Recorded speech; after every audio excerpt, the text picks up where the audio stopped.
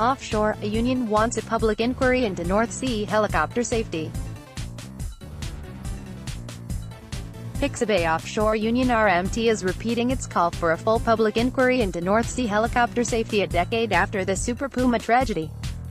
14 oil workers and 2 crew members died when a Bond Super Puma plunged into the water off the Aberdeenshire coast on April 1, 2009, an Air Accidents Investigation Branch (AAIB) probe into the crash found that the aircraft suffered a catastrophic failure of its main rotor gearbox, while a fatal accident inquiry (FAI) in 2014 found that the tragedy might have been avoided. RMT is calling for lasting changes to regulatory standards to make the industry safer in the wake of a series of tragedies in recent years. 11 passengers and 2 crew members were killed when a Super Puma 225 aircraft came down near the city of Bergen, Norway, in April 2016, while in August 2013 a Super Puma L2 carrying oil rig workers ditched in the North Sea, leaving 4 people dead. On the 10th anniversary of the Super Puma disaster off Peterhead that cost 16 workers their lives, our thoughts are with the families, colleagues and friends affected by the tragedy, RMT General Secretary Mick Cash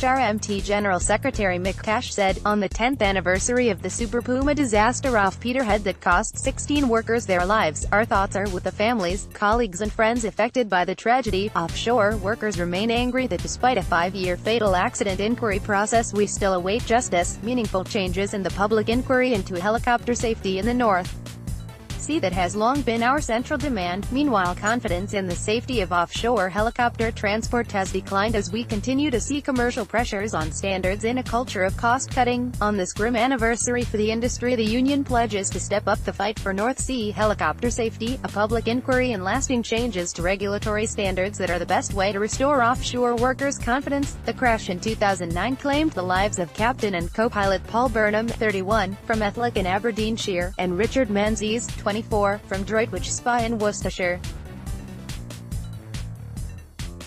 5 men from Aberdeen died: Alex Dallas, 62, James Costello, 24, Stuart Wood, 27, Vernon Elric, 41, and Brian Barkley, 30, and 2 workers were from Aberdeenshire: Leslie Taylor, 41, from Kintore, and Warren Mitchell, 38, from Old Meldrum.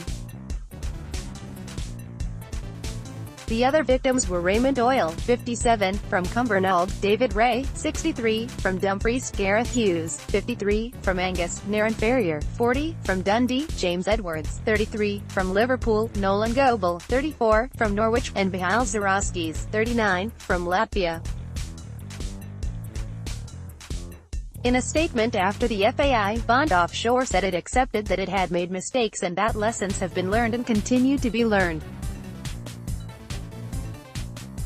We found that a public inquiry would not achieve anything beyond the assurances already provided by this review, which culminated in a number of significant changes to increase the safety standards of offshore helicopter flights, a Department for Transport spokesman said. We have given this matter careful and serious consideration, and the CAA has already undertaken a comprehensive review into this matter. We found that a public inquiry would not achieve anything beyond the assurances already provided by this review, which culminated in a number of significant changes to increase the safety standards of offshore helicopter flights. Paul Wheelhouse, MSP, Minister for Energy, Connectivity and the Islands, said, the offshore workforce's concerns on helicopter safety are a shared priority of the highest order and, especially on this day, our thoughts are with the families, colleagues and friends of those who lost their lives in the Super Puma tragedy. While we have no legal or regulatory powers in respect of aviation safety, we have made clear to our industry partners that nothing is more important than ensuring the safety of those who work offshore. We are very sympathetic to the underlying concerns of the offshore workforce, and have raised specific issues with employers on their behalf. However, we do not believe a public inquiry into helicopter safety would, at this time, add to the significant streams of work being undertaken by the Civil Aviation Authority, unions, operators and other stakeholders in developing and implementing a range of safety measures to address concerns that have been raised. This anniversary serves as a stark reminder that we can never be complacent about ensuring safe operations in our industry. Deirdre Mitchie, Chief Executive of Oil Oil and Gas UK Deirdre Mitchie, Chief Executive of Oil and Gas UK, added, "As we mark the 10th anniversary of the tragic Super Puma helicopter crash in the North Sea, our thoughts remain with the families, friends and colleagues who lost loved ones that day, and we will never forget them. This anniversary serves as a stark reminder that we can never be complacent about ensuring safe operations in our industry." Download the STV News app is Scotland's favourite and is available for iPhone from the App Store and for Android from Google Play.